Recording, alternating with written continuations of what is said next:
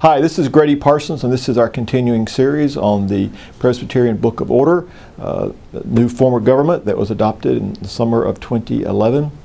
Today we're looking at Chapter 3 in the Foundations of Polity, Principles of Order and Government, the Historic Principles of Church Order. This section has history to it itself. It was originally conceived in 1788 as part of the organization of what would soon be the First General Assembly of the Presbyterian Church, as we made the transition from being really Presbyterian churches with our home in Europe, with really Presbyterian churches as our own denomination here in America. So the first section is one that's familiar to a lot of us. It's F30101, and it says that God alone is Lord of the conscience, and hath left it free from the doctrines and commandments of men, which are in any way contrary to his word or beside it in matters of faith or worship.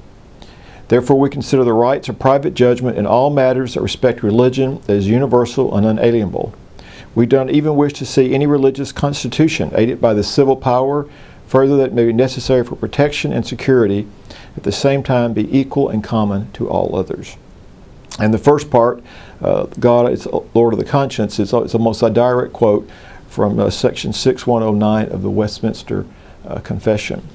Now there are a couple of things going on here. So part of them are historical and very contextual, and part of them are evidence of who we are and who we say that we are as Presbyterians. Being Lord of the conscience is, Presbyterians have worked very hard to have a faith that people think through, that we really think it through, that we talk about it, that we use reason, that we try to understand, that we're not asking people to blindly accept doctrines without challenge. In fact, in the Westminster, it goes on to say, requiring an implicit faith and an absolute and blind obedience is to destroy liberty of conscience and reason also. So we expect people to think. We expect people to think through their faith. We expect people to reason through their faith. And if people have parts that they struggle with, we expect to be in the struggle with them. We don't ask them to go away until they can come back and assert every single thing, but we ask them to hang in there with us, and we can talk together about what it means. That's why we have a book of confessions, because there's no one confession that really encompasses it everything. We have confessions who over time, where people have found their voice to express what they believe, and those confessions have been valuable aids in that. So part of this is the respect that we have for people's minds, and the respect that people have of the way they think things through themselves, and the way they understand how things are themselves, and the way they understand their faith themselves. That in some sense, we're not trying to bind that, but we do allow people to think through and to argue through and debate through all the different points of conscience about faith. The second part about this is really contextual to the American world in the 1700s.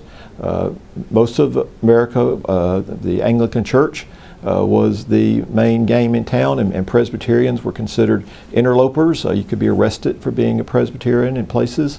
If some words people called the American Revolution the Presbyterian Revolution, or the Americans or colonists have run off with a Presbyterian pastor. There was all kinds of slang about that.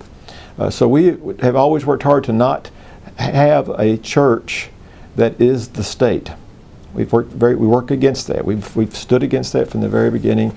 Even when it would have benefited ourselves, we've stood against it. And even though people may look at the Presbyterian Church and see our form of government is the United States government, or how many Presbyterians there are in leadership, and there's still lots, we've always been clear that the church and the state are separate as far as trying to rule each other. We do have to work to influence the state because of around justice issues and moral issues, but we don't want the state trying to be the church, and we've been hard about that.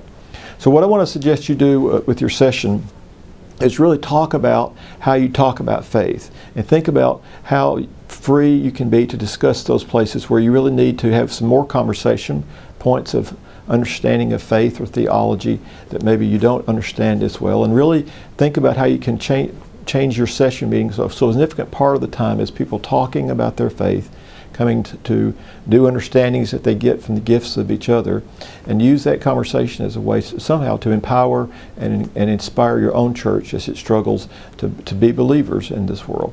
And we'll talk again soon. Thanks.